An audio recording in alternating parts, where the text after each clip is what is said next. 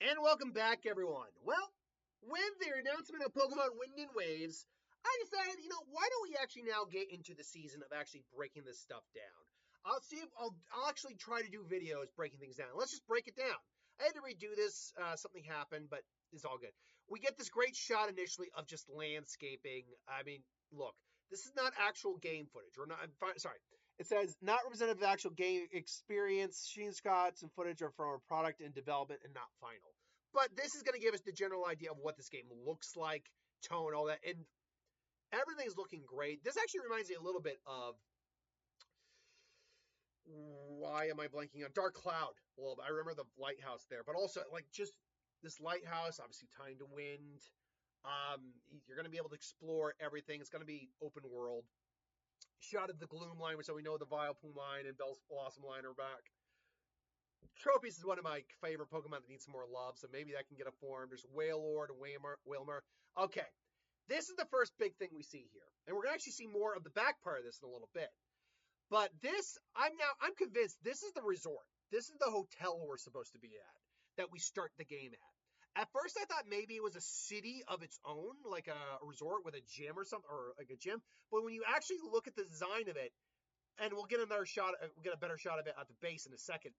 All the housing is the same. It's all tropical. It's got this weather vane thing here, which is kind of cool. It's got this little grassy circle you can go to. And if you look, there's a giant slide that goes down to a pool. This is the resort we're supposed to be at. And it connects directly to the mainland, clearly. And I think those little huts down there, which we'll get to in a little bit, are just another part of the resort, because you're going to have the people who want to hang out right at the resort itself, be in the hotel. But there's also like housing and resorts that you can just be on the waterfront as well, and they look very similar to these houses as well. And by end, you can see a little house near the back too. Over there as well, or some sort of building. I don't think it's a house, but a building of some kind. There's another great shot that's got like these water slide falls, these swirling. It's just great. I also love clearly visually this game is going to look good. It's going to be on the Switch 2.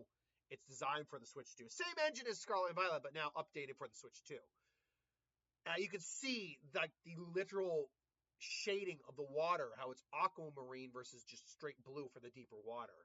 I don't know if you're going to be able to visit every single one of these rooms. I mean, in Scarlet and Violet, we were really only able to visit when you actually break it down like 7 buildings. The rest of them you either couldn't go into, they're just for the display, or they was just like a, hey, I'm going to click on this. It's going to look like I go into the store, but I don't. It's going to be a screen. So that's, but still, that looks great. And you're getting started on your journey. I like the NPC, the new character designs. First off, we actually look. I'm not saying we look like 17 or 18, but we look older than 10, which is good. I think the rumors say we're supposed to be like 13, which I think is good. I think we actually need to age ourselves up a little bit in these games. The 10-year-old thing, it's kind of past at this point. But then again, I'm a guy who's 36, so what do I know? And I like the hat. You'll notice too, right there, on the side of her backpack is the Rotom scooter, which we're heading away from the hotel, obviously. And clearly, you saw there's a decent little gap between you and the spot down below, which I think comes next in here. Oh, the spot down below where the other buildings were. That's clearly like what the equivalent of a Route 1 would be. There's this little red Pokeball here. I think this might be kind of indicating where Pokemon centers might be. Because I think it's going to be kind of like Paldea, where it's not actually labeled on your map. And you're not going to be able to quick travel there until you get there. But you're going to have these icons that kind of show where the Pokemon Center actually is. And let's see here now. So then there's the Pokemon Smart, if you will. There's also a building behind there I'm interested in. I don't know what that is. But again, there is the Rotom scooter, which looks, I don't think anyone picked up on this. This looks basically like the Switch 2. It looks like the Switch 2. The colors are going to be a little different, but yeah, it looks like the Switch 2, which I find hilarious. I like too that this is a lot more looks more culturally like significant, because up until now, the Pokemon centers just look like Pokemon centers. They don't look like anything specific that wouldn't be that you can always tell it's a Pokemon Center. Even in Paldea, where they had the most drastic design change, they still looked like a Pokemon Center in that style. Here, if you didn't have the signs on it, you wouldn't know. You got the Tangela line. There's Oddish again. Get this great shot right here of just looking at a different island, trying to traverse the islands. And to know, a lot of people kind of point out that that might be a wetsuit underneath their standard clothes. And from the little leak footage, not footage, but like the leak stuff we have of what underwater diving looks like, that would make a lot of sense. I like the fact, too, that it basically means we're not just in shorts, which I like. Because I don't look good in shorts. I don't want my character to wear shorts if I don't wear shorts. Yeah, another shot's coming up here. A little bit of an island there, which has different trees than normal. Those are different biome type of trees. Like, they're a little bit more arid looking. Then, again, you get the shot of the lower area where the resort is. Again, I think these are still resort houses you can go to. They're just now on the water. Honestly, these are probably actually more expensive houses to be when you think about it. I love this fact that it's got these little half Pokeball shades here. There's this little red thing, though, right behind the sign that kind of leads into here that I'm not sure what that is. Obviously, we see another building behind there, but I'm not sure what that is. I just love the fact, love the coral we're seeing. We're going to get another good shot of coral coming up pretty soon. Got some day. We know we're going to get night and day again. Get Ladyball and Ladion in the volcano. The magma even looks good, and it's not even finished. Okay, real quick. There is this shot where she's about to throw the Pokeball, too. Once again, there's this little red sphere thing, like half a sphere thing up there. I'm wondering what that is. Could that be near the Pokemon Center? Either way, you're clearly not too far away from anything, you're clearly not too far away from anything civilization-wise. But Pikachu looked good. That catch animation looks good. We'll see again if this looks as good as in the actual game or not. Okay, that shot right there. We knew Gen 10 was going to be big, and they're going to probably have a big graphical overhaul in many ways. I like the little islands here too. But Indonesia was also going to be the place where we found out we were going to go.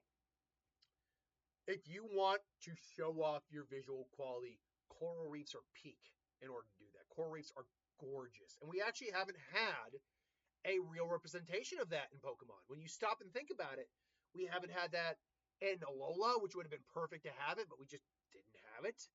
We didn't have it in Sun and Moon, or Alola. We didn't have it in even like a remake of Omega Ruby Alpha Sapphire, where you had diving. Didn't have it in Galar or Paldea at all. So, no. I don't. So, yeah, we really just haven't had coral reefs at all. We've had coral Pokemon. So, yeah, I definitely think like this is just a great route to go. We have a good night shot here. By the way, we're not going to really know where these locations really are until we get the map, like the real region map that are shot there. I like the fact, I find it funny that Marini, which is supposed to eat Corsola, is not doing anything. This is my everything shot personally. This marshy, somewhat foggy looking like swamp rainforest area, mangrove swamp. I love this. I love jungles, prehistoric type vibes. I would love this.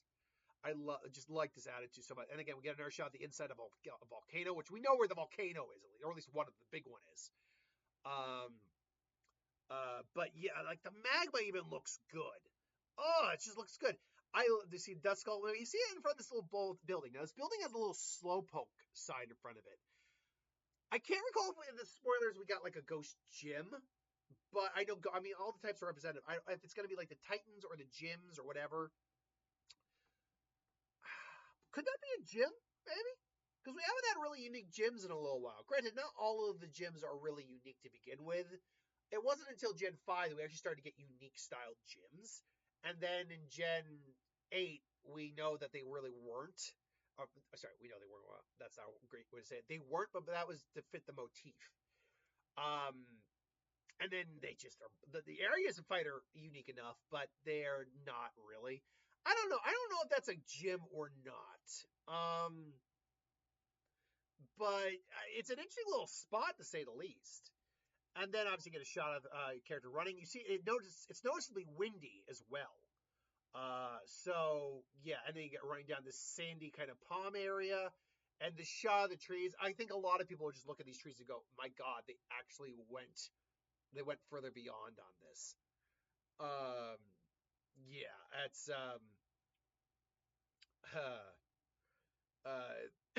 they actually went further beyond because I mean those palm trees look great, and then of course we get the reveals of our starters, which that spoiler that came out or that leak that came out was right.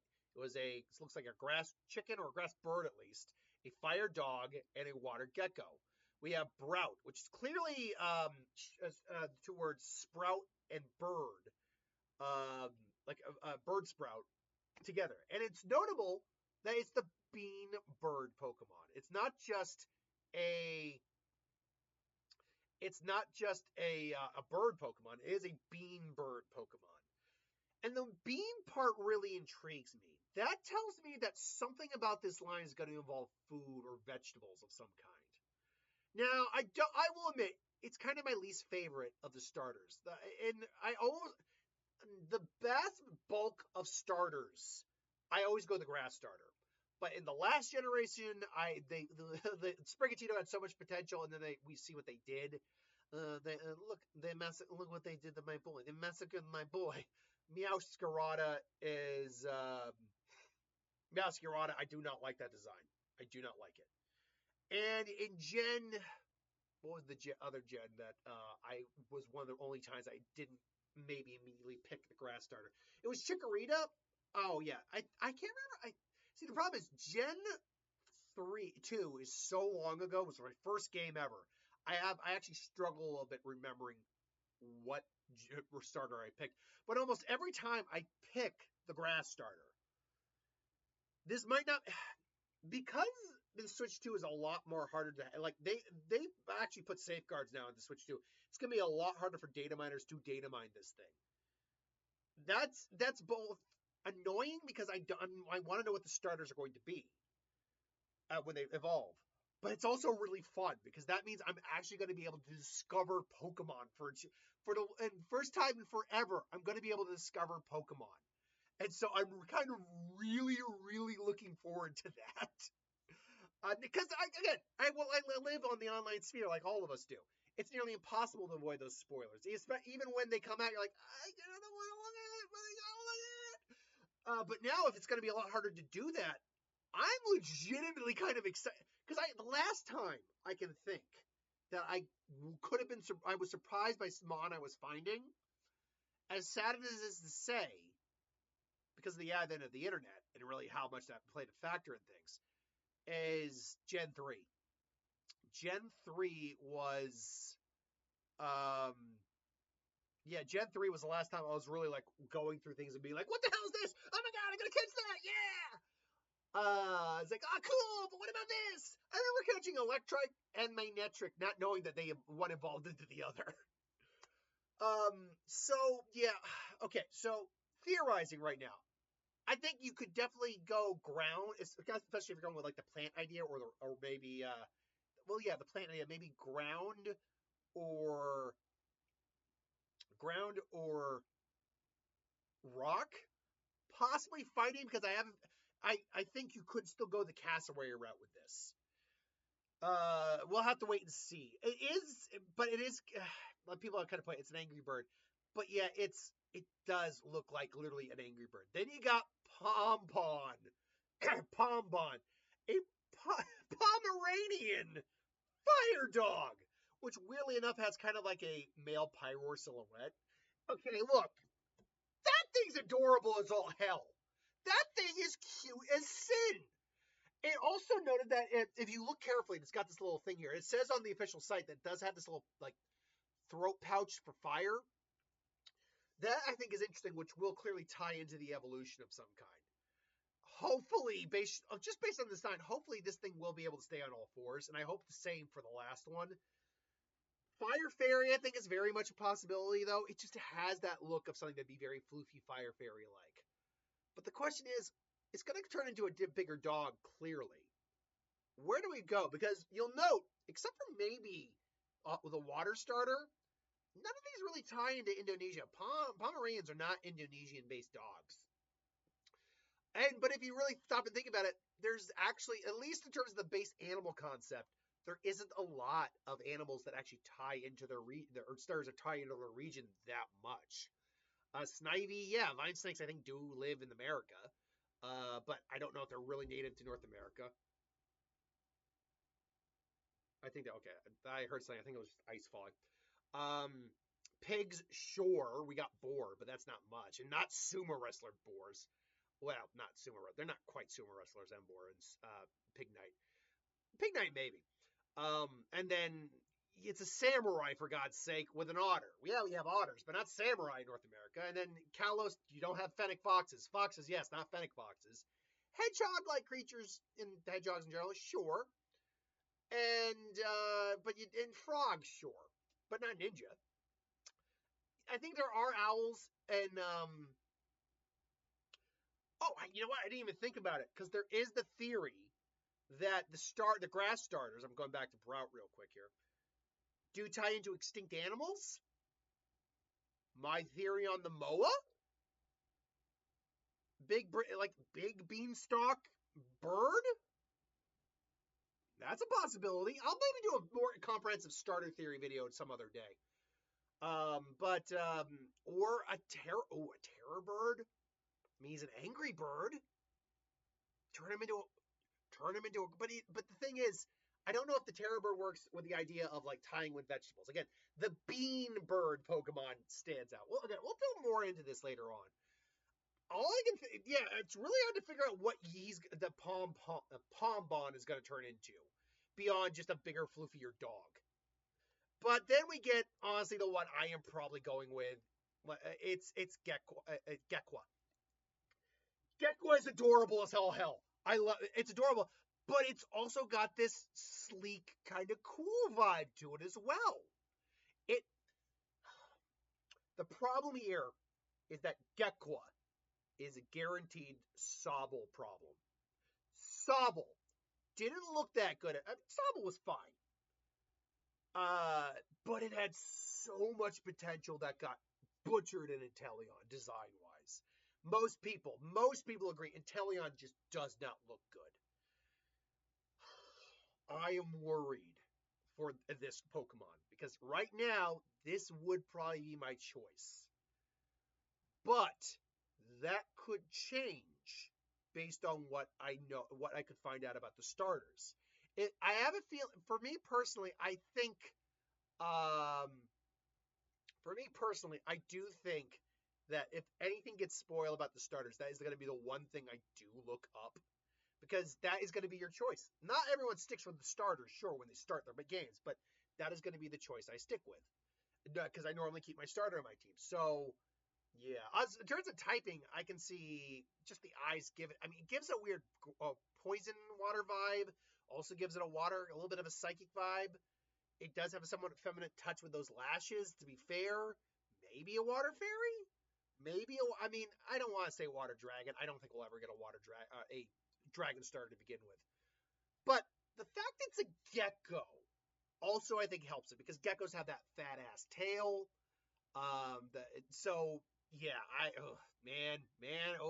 It's gonna be tough. Then we get one last good shot here. You see that again. Footage isn't final. I love the little islands though darted in there, like these just little islands you grass on. And of course, people noticed that suspiciously looks like a Pokemon. It's a cloud that is not the same color as the rest of them, and looks like a snake of some kind, a sea serpent perhaps. So I have to believe that is referencing the legendary Pokemon in some way. It has to be. Which, let me tell you, the leaks say that's, I believe, representation of Water Grandma and Wind Grandpa. If they're like some elder, almost like bearded sea serpents of some kind, that would be so boss. Or like one is a feathered serpent and one is a sea serpent. Sold. Have my money. Man, which one would I want to get though? Oh, which version would I get then? It'd have to be on the design. I'd lean towards waves, if I'm going to be honest. And then we get, obviously, the underwater shots that look damn good. Like, near Pokemon Snap. I wouldn't say it's quite Pokemon Snap 2, because Pokemon Snap 2 had more vibrant popping colors. But Pokemon Snap 2, like exploration diving, I'm hoping maybe there's like a town or a city that is in fact underwater. Like maybe there's an entrance or something like that, but you have to dive to initially get to it. Or maybe you don't have to dive to get to it, but if you dive around the city, you're going to see a lot more. And then obviously Pokemon Wind, Pokemon Waves, and then we get the last thing that kind of put everyone on beat or on blast. We're getting this in 2027. Now, I, like a lot of people, have gone, wait, what? But there's two things. One, a lot of people theorize they're just trying to avoid GTA coming out, the release of that. And yeah, that's going to, honestly, even as big as Pokemon is, that game's, because people have been waiting for that forever, that's going to steal so much of this game's thunder. But I've heard people say it's going to be late 2027. I'm sorry, no. No way is it going to be late 2027. Because you've been waiting this long. We've been waiting this long for the game. The only game where there's ever been an exception to that, I think, is ZA. ZA, I believe, was announced a year prior to its release and released in the late of the following year. But ZA, first of all, isn't actually, okay, it is a main title game, but it's like the side main. It's not the next generation games. I think Game Freak knows they piss a lot of people off by saying you got to wait 2 more goddamn years. Or a year and a half minimum. Because let's say it's November of next year. That means, okay, a year from now would be February. So February. And then you got it's over a year and a half away. You'd still have to wait for this game you just announced. I don't buy that. But what people forget is that there was another game and another Legends game that also had it was announced but not releasing this year. Legend Arceus was released in January of the following year. My guess is we're going to get this early. I'm not saying January, but maybe like February, maybe Pokemon Day, around Pokemon Day again, honestly. That would be so poetic. It'd be like near exact year. But I think we're getting it early 2027. That's what we're getting it. I think a lot of people really jumped on the oh my god moment feeling of oh dear god when they announced it. I actually have a feeling it's not that bad. I have a feeling we're just going to probably get it in same style as Arceus as well. I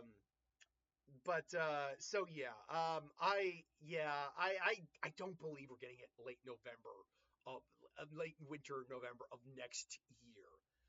I think it's gonna be the Arceus scenario where we're gonna get it more early next year. I'm even gonna go on so far as say January, because at that point, when does GTA come out? Grand Theft Auto. Let's see here. Grand Theft Auto. Theft Auto. Is that the newest one? 6. Okay, 6 release date. What is that? November 19th. Okay. That actually would work out perfect. You get the Grand Theft Auto. Grand Theft Auto comes out. You don't want to compete with that. Makes 1,000% sense. And then you have 2 months roughly, and then your game comes out.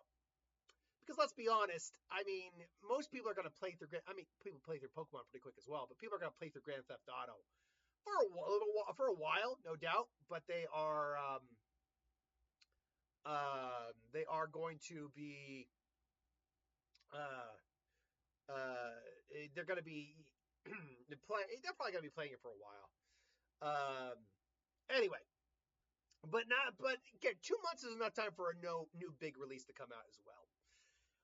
So ultimately, yeah, look, it's just our first look at it, but ultimately, yeah, it looks good. It looks really good. Anyway, what are your thoughts on this? I'll probably have more prediction videos as time goes on. Now, if my theory is right, we will probably be getting new Pokemon Wind and Wave videos, like, announcement videos for like new Pokemon, the legendaries, all that coming out later on in the year. My guess would be April to May would be when we get our next one.